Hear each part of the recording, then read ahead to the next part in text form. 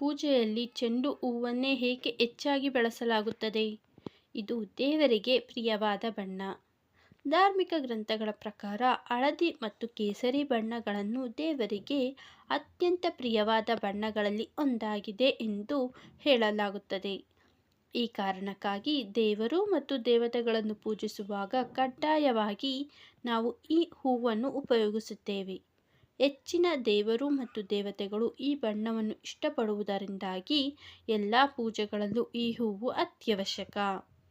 ವಿಷ್ಣುವಿಗೆ ಈ ಬಣ್ಣವೆಂದರೆ ತುಂಬಾ ಪ್ರಿಯ. ವಿಷ್ಣುವಿನಿಗೆ ಅತ್ಯಂತ ಪ್ರಿಯವಾದ ಬಣ್ಣಗಳಲ್ಲಿ ಹಳದಿ ಬಣ್ಣವು ಮೊದಲನೆಯದಾಗಿದೆ.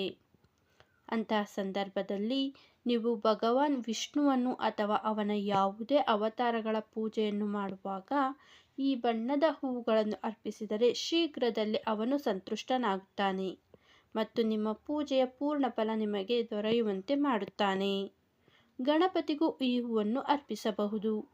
ಗಣಪತಿ ಪೂಜೆಯನ್ನು ಮಾಡುವಾಗ ಕೂಡ ನೀವು ಆತನಿಗೆ ಚೆಂಡು ಹೂವುಗಳನ್ನು ಅರ್ಪಿಸುವುದು ತುಂಬಾ ಉತ್ತಮ. ಇದನ್ನು ಮಂಗಳಕರವೆಂದು ಪರಿಗಣಿಸಲಾಗುತ್ತದೆ. ಈ ಬಣ್ಣದ ಹೂವನ್ನು ಪೂಜೆಯಲ್ಲಿ ಬಳಸುವುದರಿಂದ ಗಣೇಶನು ನಿಮ್ಮ ಜೀವನದಲ್ಲಿ ಎದುರಾಗುವ ಎಲ್ಲ ಅಡೆತಡೆಗಳನ್ನು ಅಥವಾ ಸಮಸ್ಯೆಗಳನ್ನು ದೂರವಾಗಿಸುತ್ತಾನೆ ಮತ್ತು ಆತನ ಭಕ್ತರಿಗೆ ಮಂಗಳಕರ ಫಲಿತಾಂಶಗಳನ್ನು ಕರುಣಿಸುತ್ತಾನೆ. ಗುರುವಿಗೂ ಈ ಹೂವೇ ಬೇಕು.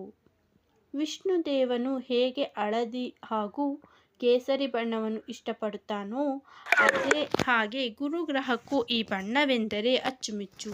ಹಾಗಾಗಿ ನೀವು ದೇವರ ಪೂಜೆಯನ್ನು ಮಾಡುವಾಗ ಪ್ರತಿದಿನವೂ ಈ ಹೂವನ್ನು ಉಪಯೋಗಿಸಿಕೊಳ್ಳಿ.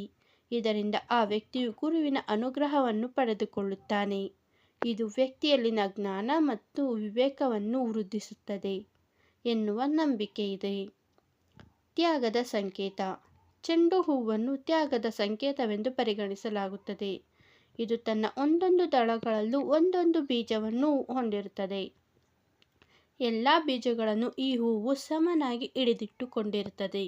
ಹಾಗಾಗಿ ಈ ಹೂವನ್ನು ತ್ಯಾಗದ ಸಂಕೇತ ಅಥವಾ ಪ್ರತೀಕವೆಂದು ಪರಿಗಣಿಸಲಾಗಿದೆ.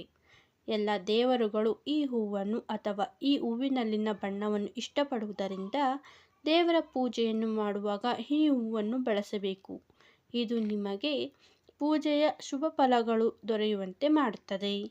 ಸ್ನೇಹಿತರೆ, ಇಂದಿನ ಈ ಮಾಹಿತಿ ನಿಮಗೆ ಇಷ್ಟವಾಗಿದ್ದರೆ ದಯವಿಟ್ಟು ಲೈಕ್ ಮಾಡಿ ಮತ್ತು ಚಾನಲ್ಗೆ ಸಬ್ಸ್ಕ್ರೈಬ್ ಆಗೋದನ್ನು ಮರಿಬೇಡಿ. ಮತ್ತೊಂದು ವಿಶೇಷವಾದ ಮಾಹಿತಿಯೊಂದಿಗೆ ಭೇಟಿಯಾಗೋಣ. ಧನ್ಯವಾದಗಳು.